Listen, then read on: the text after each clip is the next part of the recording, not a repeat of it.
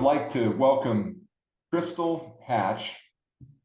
Almost said Crystal Nelson because she was one of my students, and I don't even know how long ago it was, but she looks exactly the same as she did when I had her years ago. And she took my English class at Snow Canyon High School, and she is now an elementary teacher and has been. I'll let her explain a little bit about how many years she's been teaching and what her pathway looked like to becoming a teacher. But thank you so much, Crystal, for letting me interview you for our Education 1010 e-text that we're going to be using here in the fall 2023 semester. But thank you. And yeah, no problem. I'm happy to be here and give you my story.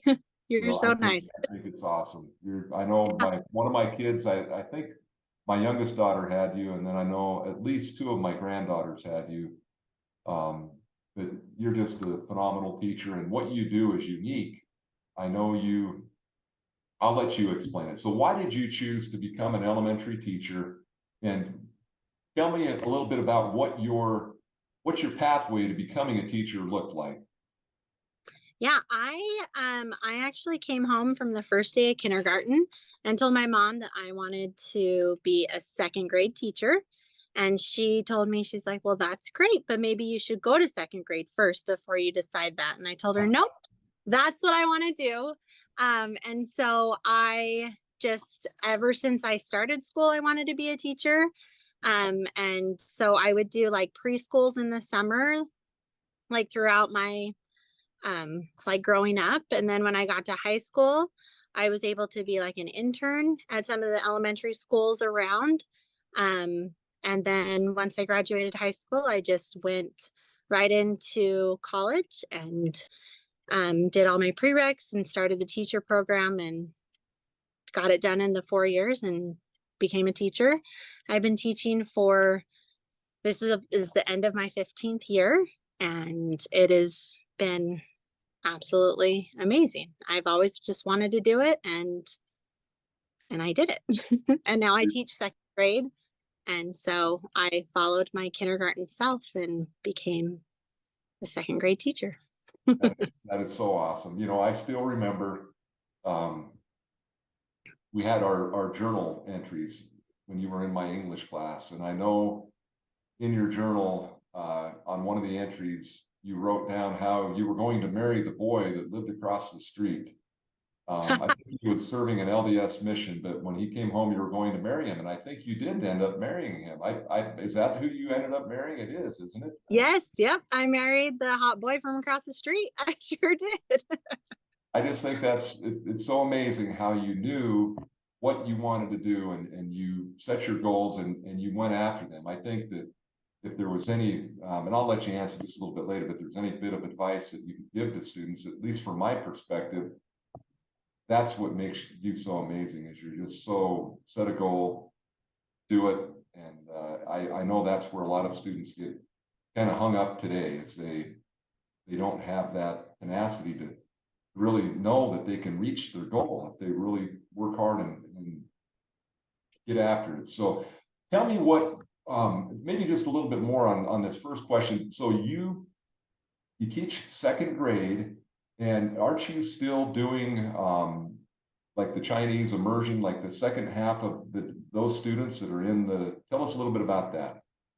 Yeah. So I'm the English side of the Chinese. So I have one class in the morning, and then I have a different class in the afternoon, while the other class goes to Chinese. So we swap kids. So I have 40 this year. I have 46 students. I've had anywhere up to like 63. And it's so much fun. And I love doing the English. Like, it's just one of my passions. I have all 4 of my sons that are old enough to be in school. They're all in the Chinese program. And so it's just been a wonderful opportunity to see like both sides of, like, as a parent side and as a teacher side, and the amazing things that these kids can do. So have you learned Chinese at all? I have a little bit. Yeah. Yeah. I know little bit. And then after SEPs, because the Chinese teacher can only speak Chinese. So after SEPs, I feel like I know exactly what she's saying. After sitting through, 46 appointments, I know what she says. So now were you you started at Arrowhead, isn't that correct? Or is it? Yeah, I was a third grade teacher for about 8 years, and just taught just regular education of language arts, math, science, everything. And then when I switched to second grade, that's when I joined the dual immersion. And so then I just focus on language arts and helping with like math and vocabulary so that they're understanding it in both languages.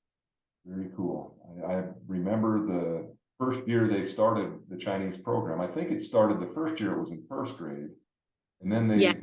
they let the kindergartners start to participate. Yes. And then funding ran out for kindergarten. So then they only start it in first grade now.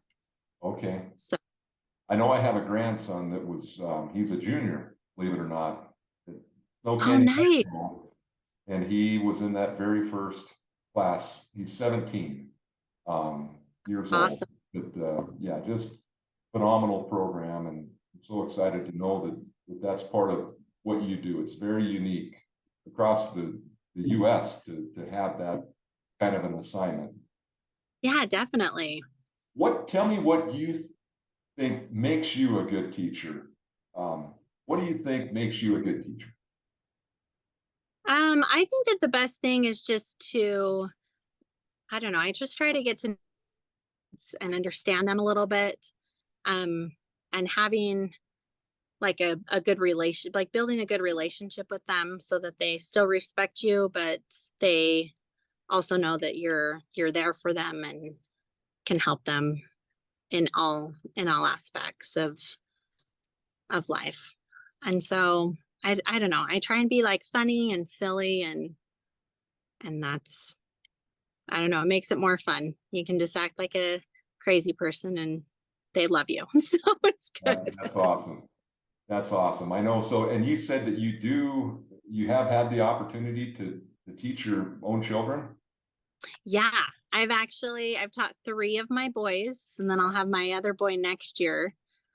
So that's been so awesome because I it was so hard, like, leaving them at the babysitter their whole life. But then when it was finally they were at the school and then I have them in my classroom, I'm like, this is why I became a teacher so that I can teach my own kids, be there if they need me.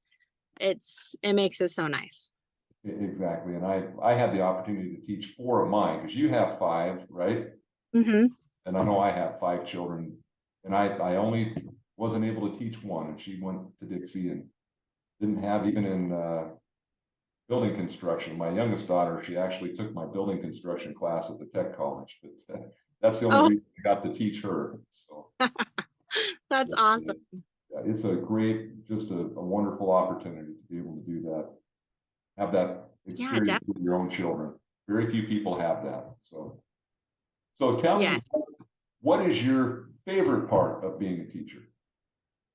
I love to see the growth of the kids. Like we just got done with some end of level reading testing and to just watch how far that they've come this year. And all of the kids made growth, even those ones that struggled, they still met, like, made huge amounts of gain and growth in their year. And that's like what I get so excited about when they're coming running out of the test and like, I got this score. And they are so excited because they know they've been working hard. We've been working hard in class. And then for them to finally like achieve what they wanted, that's what I love. Like just the excitement when they succeed makes me so happy.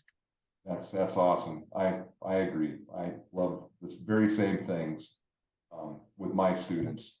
Just you're the perfect example of somebody that's just succeeded beyond any expectations that I think that most people would ever have for their children or their students. But you're just, I don't know, you're like the poster child. Oh my gosh, you're too But kind. no, I mean it, and I love your parents, and you had the opportunity to teach your brother, and watch what he's become in his life. Electrician, just a remarkable person.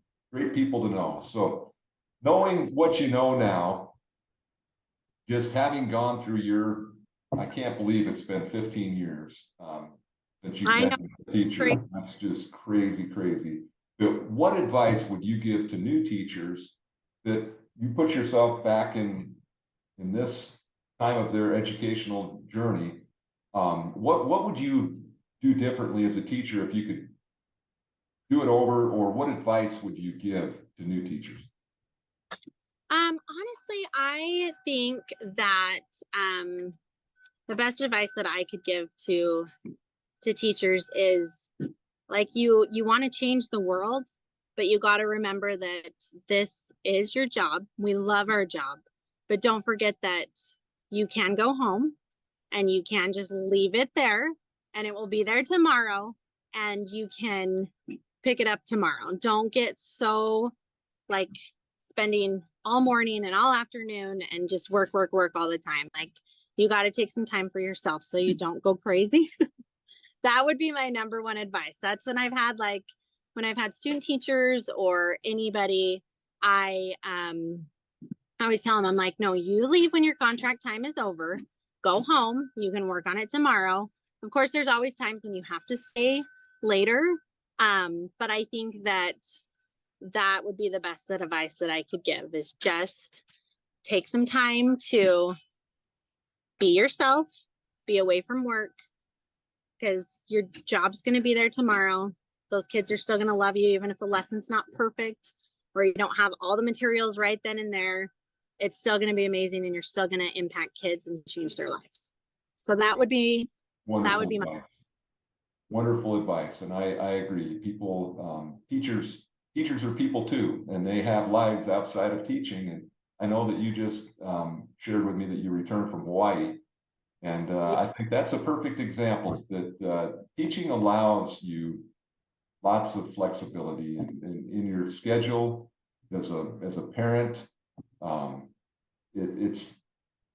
It's a wonderful career to be able to do that, to go to work and know that you can leave your work at work until you come back the next day, and that the effects of your connections that you make with students they're lifelong.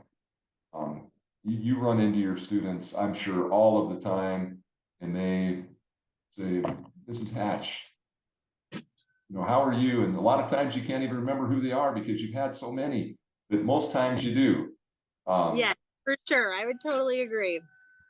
That's a wonderful part about being a teacher. But I just want to thank you, Crystal, for giving me this opportunity. Like I said, you are my last teacher feature for this e-text, and of course it's going to be it's on UEN, the Utah Education Network, and it's going to be something that the instructors can add to, so they can modify it and do what they feel is appropriate for their different courses different students that they have in their class. But I just think we need more elementary teachers. You work harder than elementary teachers work harder than any level, no question. I love it. And you're really gonna, now that they're changing the licensure to K-8, I think the ones that, like, your license is K-6, but I think they're gonna, it will now be valid for K-8 after, I think, in the fall. Oh, And nice. it'll give a lot more opportunity. If you've ever wondered what it's like to teach middle school, you could dive in and have that experience. So Hey, that's not bad. I think I might stick with my little guys.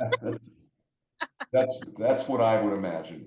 Middle school, a great level too, but they grow up and they change, and I wish we could keep that enthusiasm that they have in elementary. But somewhere along the line, they turn into big people, and with big people's problems and emotions, and it's unfortunate that we can't continue to be a child, at least in part, and we can if we try. But I look at you, like I said, and I always think about the Willy Wonka quote about the person that they had everything, and we were asked, what happened to that little girl that had everything? Well, she lived happily ever after, and that's what I think of when I think of you.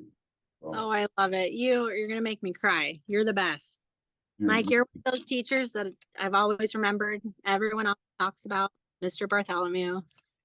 You're the well, one of the best. it wasn't from what they learned. It was just because we had fun, I think. No, Yeah, we did. nothing but it.